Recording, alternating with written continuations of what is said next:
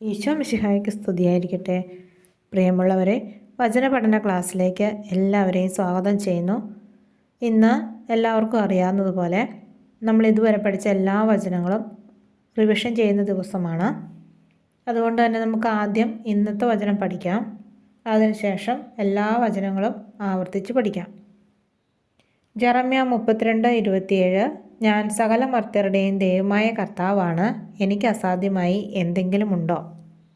ഇത് 3 പ്രാവശ്യം ഏറ്റുപറഞ്ഞ് പഠിക്കാം.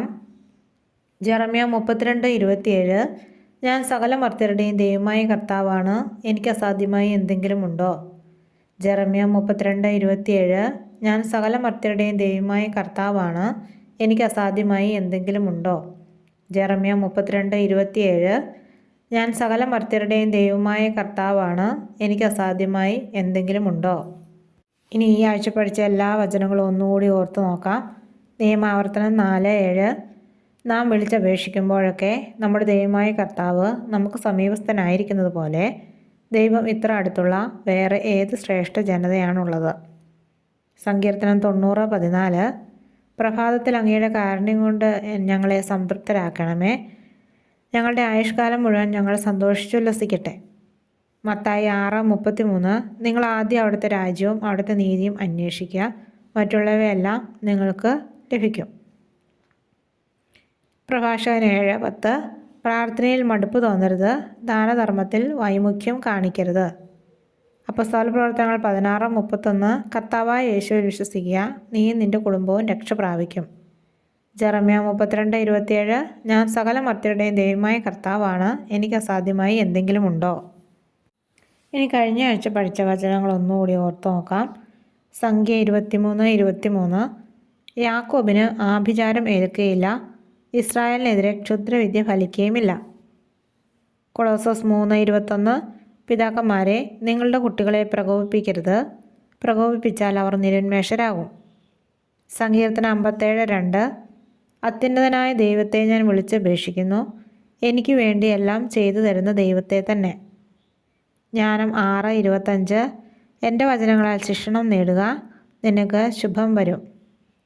2 കൊരിന്ത്യർ 13:13 കർത്താവായ യേശുക്രിസ്തുവിൻ്റെ കൃപയും ദൈവത്തിൻ്റെ സ്നേഹവും പരിശുദ്ധാത്മാവിൻ്റെ സഹവാസവും നിങ്ങളേവരോടും കൂടി ഉണ്ടായിരിക്കട്ടെ.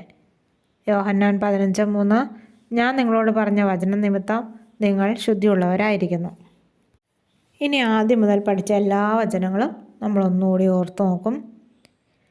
യോഹന്നാൻ 14:26 സുഭാഷിതങ്ങൾ 9:10 സങ്കീർത്തനം 23:1 ഏശയ്യാ 41:10 പുറപ്പാട് 14:14 എഫേസോസ് 6:1 ലേവ്യർ 19:32 സുഭാഷിതങ്ങൾ 16:3 സങ്കീർത്തനം 27:1 ലൂക്ക 1:37 സങ്കീർത്തനം 37:4 ഫിലിപ്പി 4:13 യോഹന്നാൻ 14:14 സംഖ്യ 6:24 സങ്കീർത്തനം 46:10 ലൂക്ക 2:52 നിയമാവർത്തനം 6:6 മത്തായി 6:8 2 തിമോത്തിയോസ് 2:3 സങ്കീർത്തനം 55:22 ഏശയ്യാ 54:13 യോഹന്നാൻ 14:1 എബ്രായർ 4:12 അപ്പോസ്തല പ്രവർത്തനങ്ങൾ 1:8 പുറപ്പാട് 33:14 സുഭാഷിതങ്ങൾ 1:8 മർക്കോസ് 11:24 സങ്കീർത്തനം 103:2 മത്തായി 5:44 റോമ 9 മത്തായി 7:12 ഉൽപ്പത്തി 12:2 ഫിലിപ്പി 4:19 സങ്കീർത്തനം 3:5 2 ദിനവൃത്താന്തം 7:15 ഏശയ്യാ 65:24 എല്ലാ വചനങ്ങളും ഓർത്തെടുക്കാൻ പറ്റുന്നുണ്ടോ എന്ന് നോക്കുക. പഠിക്കാൻ പറ്റാത്തത് വീണ്ടും വീണ്ടും റിപ്പീറ്റ് ചെയ്ത് പഠിക്കുക. ബുക്കിലേക്ക് എഴുതാത്തത് എഴുതുക. അടുത്ത വചനവുമായിട്ട് അടുത്ത ദിവസം കാണാം. ദൈവം എല്ലാവരെയും അനുഗ്രഹിക്കട്ടെ.